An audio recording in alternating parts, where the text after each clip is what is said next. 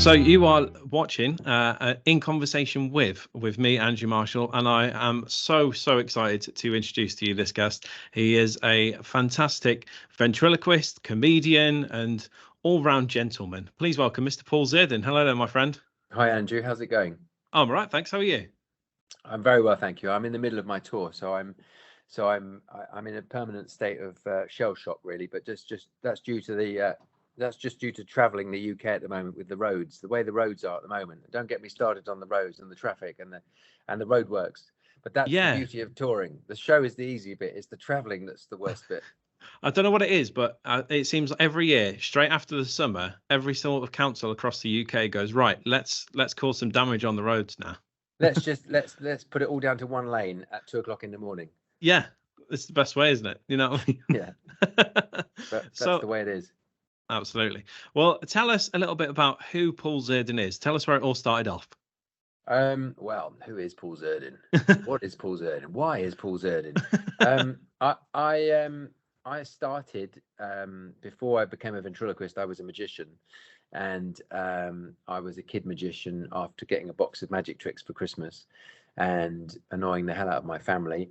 And I just really took to it, and I'd always watched, magic shows on television at the time, and I loved magic, and my big influence was the Muppets and Sesame Street. So I grew up watching the Muppets, and I was in love with Ernie and Bert and Kermit the Frog and all those characters that we know well. And I had been given a book on how to become a ventriloquist when I was about, I don't know, I was about 14, and I was interested. I didn't really know what ventriloquism was, but I knew what puppets were, and I knew comedy, and I loved comedy and that sort of variety world, but I didn't really know what a ventriloquist was. And I did a school talent competition, and when I was 16, I just finished my GCSEs. Was I 15? I was 15. I just finished my GCSEs, and I did a school talent competition, and somebody sang a song. I think someone recited some poetry, and I levitated my sister, and I got such a great reaction. I won the talent competition, and that was a bit of a game changer. And I remember when I was going for lunch in the dining hall, and people were pointing at me, and I could hear them whispering, "That's Zerdin. He could do magic." And I remember thinking, "Oh, I like this." And I left school, and I became a professional magician. And I was kind of learning the ventriloquism in the background, and then I was trying to get an agent, and the agent said, "I've got loads of magicians on my books. What have you got that's different?" And I said, "Well, I'm learning ventriloquism." And she said, "Come back when you've got an act." So that kind of that fired me up to kind of get me motivated to become a ventriloquist and learn it. And it took me about 2 years to learn how to talk without moving my lips. And then of course you have to then write material, and it's got to be, it's got to be funny. So you could be technically a great ventriloquist, but if you're not funny, you're just somebody standing on stage talking to yourself, which is a bit weird. So I realized the comedy was a massive part of this. And then I sort of phased out the magic and carried on the ventriloquism, really, and the puppets. And now I've got this dysfunctional family consisting of a baby, an old man, a kid, a bodyguard, and an urban fox. And they join me on this new tour, Paul Zerdin Puppet Man, coming to Launceston Town Hall on where is it? It's the 7th of the 7th of October. Absolutely. And we are all very much looking forward to this. Now, you said about how you obviously started off in magic. For people who may not have known this, you actually were a winner of America's Got Talent. And there was an amazing trick that happens where you bring Sam to life, which, again, it also includes like the magic in your show as well, which is incredible. So I've been using animatronics for a while. For quite some years in my show, and the bit that you're referring to was on one of the I think it might have been the quarterfinals of AGT, and I left Sam on his own, and he came alive and ended up talking to the judges without me there. And I've been using radio control puppets in the show for quite some years, and it's the fact that you don't have to be a ventriloquist. You don't have to have your hand up the backside of a puppet to be a ventriloquist. That's the way it used to be. Things have moved on. So in this new Puppet Man tour, there's a section where Albert, my old man character, I'm showing a picture now of my old man character. Yeah, there he is. Albert, and Albert is he's sort of mid-90s. His hearing is going. He's kind of got he's got selective senility, if that makes any sense. He's like, he pretends to play on the fact that he's old and doesn't know what's going on, but he uses it to his advantage. He is there when he wants to be. And I'm not taking the mickey out of the problems that we have when we get old. I'm seeing the funny side to it, and that's why it gives it a sort of sitcom feel to the show, where I am this babysitter in the middle of this dysfunctional family. But the old man in this year's show, on this tour, Albert has decided to do magic, and we're doing illusions, and so he gets put in a box. And it's his own fault. He's bought this magic trick, and there are instructions, and he goes in the box and he gets sawn in half, and I have to saw him in half, but I don't know what's going on because he's telling me what to do, and I'm listening to these instructions which are coming out of a sort of an Alexa type sound. And so I'm using animatronics, so the puppet can be inside the box, so it looks like he's on his own. He's in an illusion, which he's then being sawn in half, and I'm on the outside, so my hand is not up his bum. I'm operating remotely, which you don't really see. You just see me and this old man character who looks alive. And I love the fact that you could do that with animatronics. So the only way before radio controls were around, you would have to have someone inside the box hidden, puppeteering to make it look like he was alive. But now, you could put a puppet on a chair or on a table like it did on America's Got Talent, and there's nowhere that you could be secretly hidden. The puppet is definitely on its own, and so there is that kind of magic going on as well, which I love, and it just opens it up. You can kind of do anything, really. Yeah, and I would almost go as far as to say you are like the Penn and Teller of ventriloquism, in the way that like you've broken like everything down, and you've sort of flipped it on its head, and like for what we know as your standard sort of ventriloquist with hand in a puppet, you've sort of flipped it completely on its head. I like that. I'll take that. The Penn and Teller of ventriloquism. Thank you. I love that, Andrew. That's on your next tour poster. Yeah, no, that's great. That it's just about trying to think without sounding corny, but thinking outside the box. But it's just about a way of doing different ways. So I'm doing some magic in the first half of the show. I'm trying to do my magic because the puppet Sam has wound me out so much. I've had to put him away, but he's still heckling me from the box. Yeah. And he's ruining it. I'm trying to be a comedian. I'm trying to be an impressionist. I'm trying to be a magician, and I'm performing some classic magic, which he is ruining. And I really wanted to do some magic in the show, perform magic. And there's a couple of them performing the Chinese linking rings, very, very old, famous classic magic trick. And I thought, how can I do that without just standing there doing it?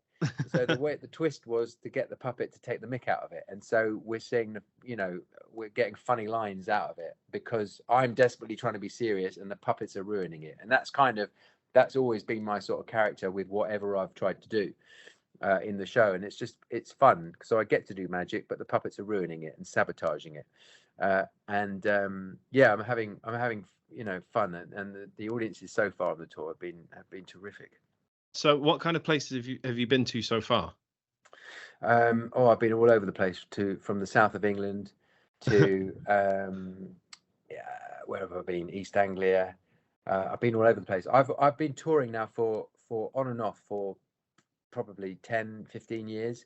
Yeah. And so it takes me time to write a new show, and I've been gigging all over the place. I've been on and off cruise ships in the Mediterranean. I was in Alaska a few weeks ago. Working for Disney, and so I'm constantly putting new material into the show. So I'm always touring, but this is like the official kind of touring period between September and middle of November, where I can get to do all these different theatres, and we call it a tour. But I'm always touring and always putting in new material. But there's been a lot of material, especially written for this part of the year, this part of the tour, and then I'm hoping to take this to America next year. I've been all over the place really, and I still got another what have I got, 2 months, 6 weeks left? I don't know. I can't think too far ahead. So obviously you were talking about all the new material that you've written and stuff like that. We had a conversation just before we came on, and I said the first time I saw you was on Comedy Rocks with Jason Manford on ITV, and that was about 2008, 2009. Is there still some of the older material, like the more common stuff that people still expect when they come and see you, or do they expect just all new material?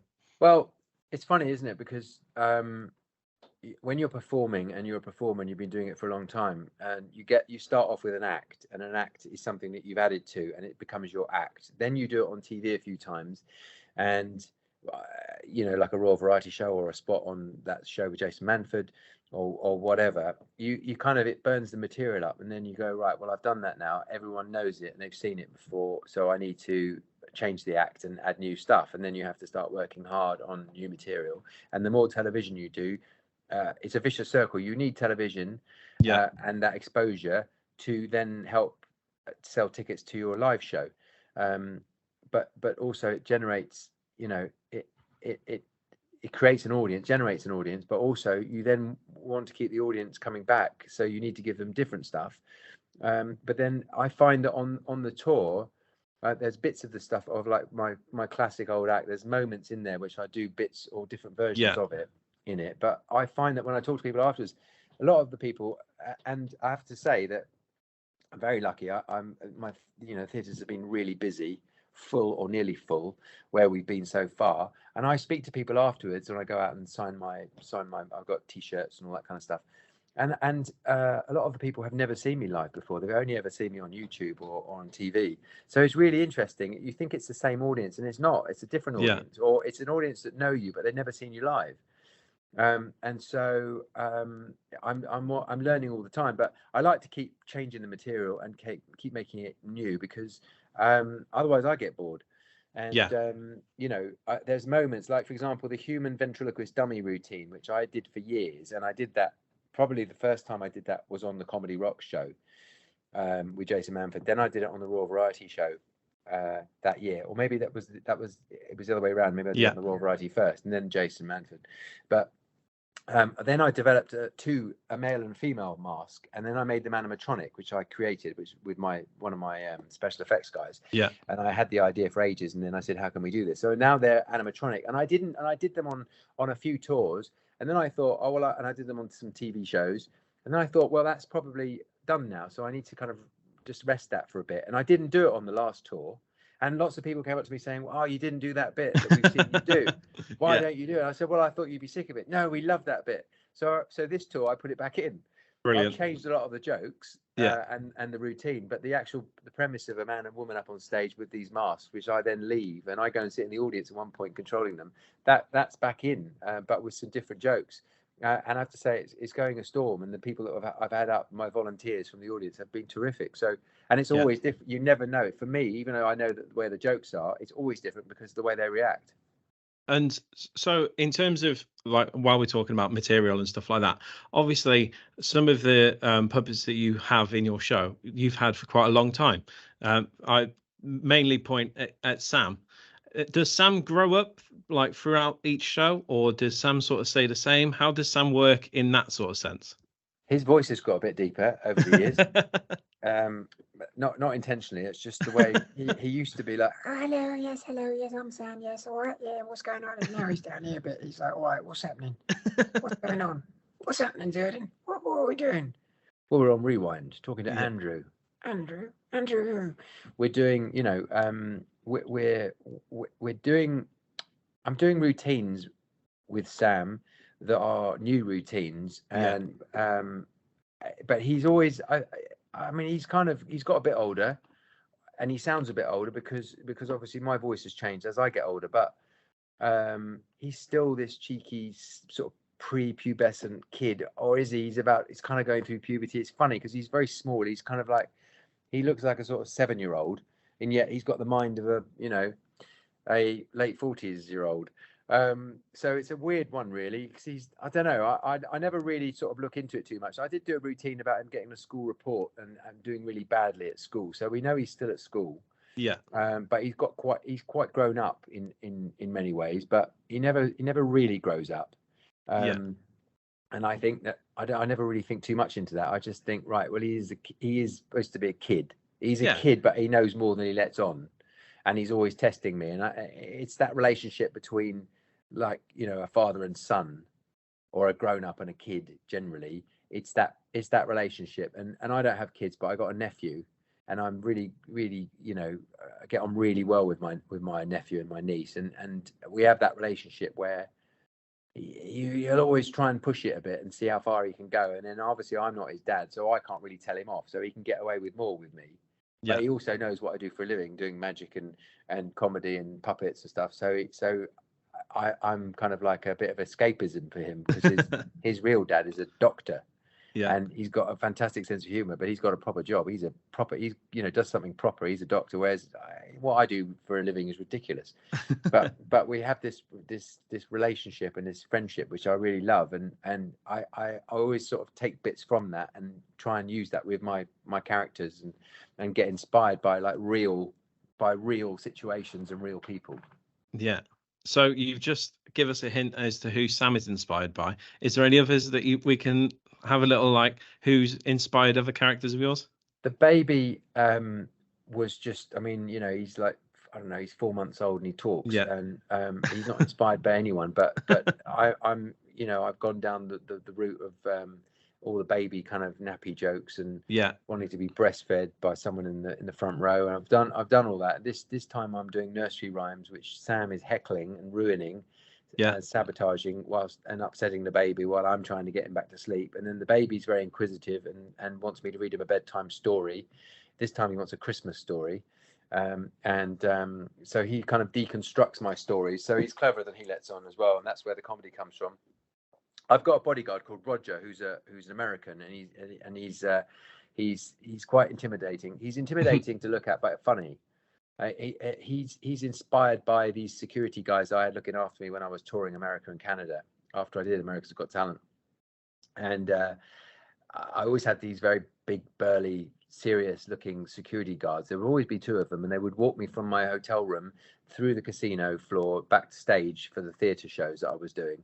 And I always used to laugh and just think what a ridiculous situation this is. It's me from Wimbledon, Southwest London, and now I'm being treated like I'm some sort of president. And all I did was win a talent show, and look what I do for a living. I play with dolls. So it always made me laugh.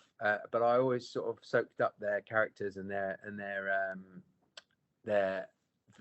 character traits, so that I could one day, base a character on them. I'm always thinking about things like that, and so that's what happened. I created Roger, and he's American and he's paranoid, and we see the differences between American and English, and he thinks he speaks English, and he thinks we speak some other kind of language, and we see the fun of the differences of the language, and what he likes about America and what he hates about this country, and vice versa. So he's a different character completely, and he's his voice is sort of inspired by a mixture of people.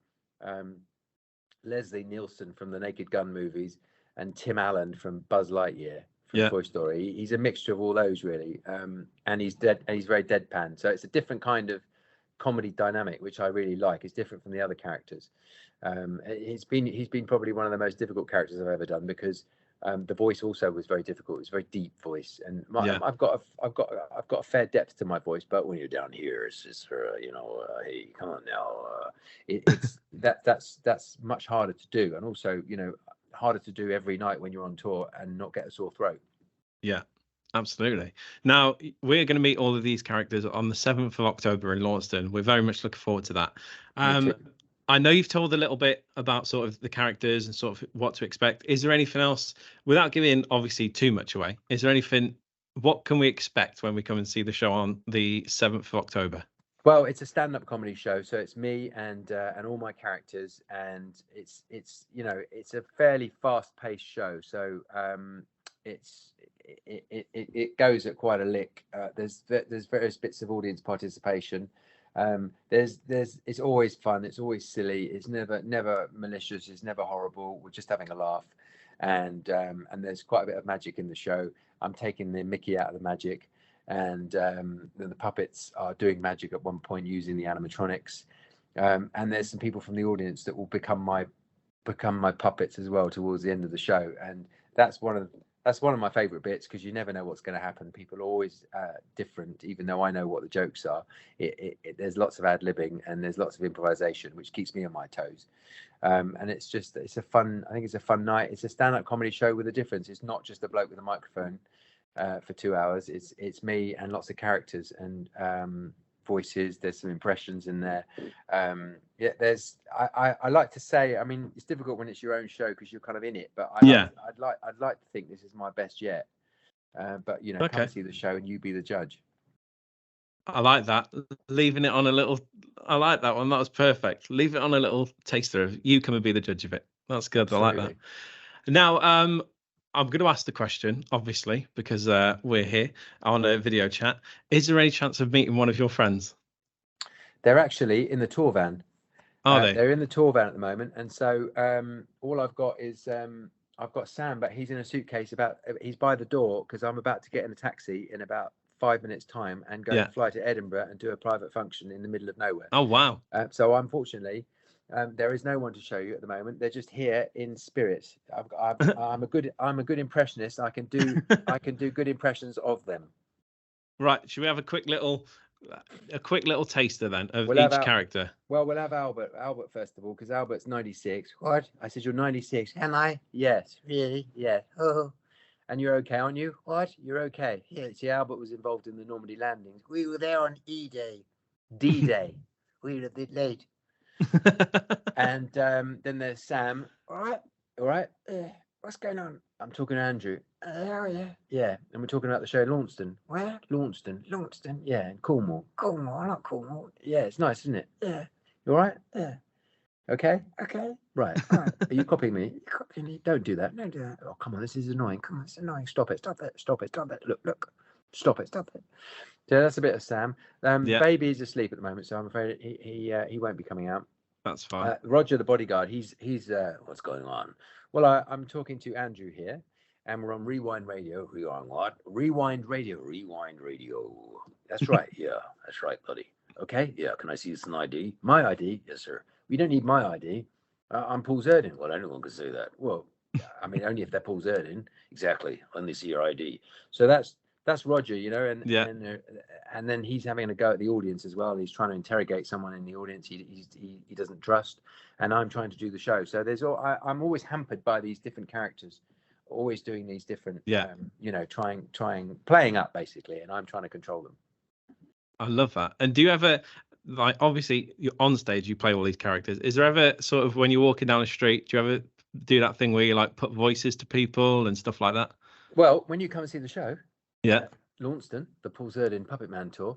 We have a screen as well on stage, so there's moments in the show where I show you some of the hidden camera street vent stuff that I've done. Oh, amazing! Where I've been winding up people, making them think that I've got a baby for example, a baby in a blanket, and I open it up and it's my sandwiches and packed lunch, and I'm tricking people into thinking that there's a someone trapped in a post box or whatever, you know.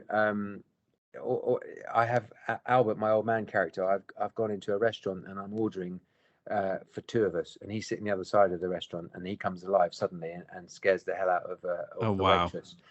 So there's moments of that in the show as well. The show is peppered with some of my street vent stuff, and it just shows ventriloquism in a slightly different way, which I really like, and which no one's ever done before. No, exactly. And it goes back to being the Penn and Teller of ventriloquism. There you go. I love that. I'm going to keep that. That's the name of your new tour, the Penn and Teller of ventriloquism. I think that's great. Paul, thank you ever so much for taking the time out to come and have a chat with us. You are coming to Launceston on the 7th of October. Tickets are still available now. Head over to comicalentertainment.com and do not miss out on the fantastic Mr. Paul Zerdin. Thank you ever so much. My pleasure. Thanks for your time, Andrew.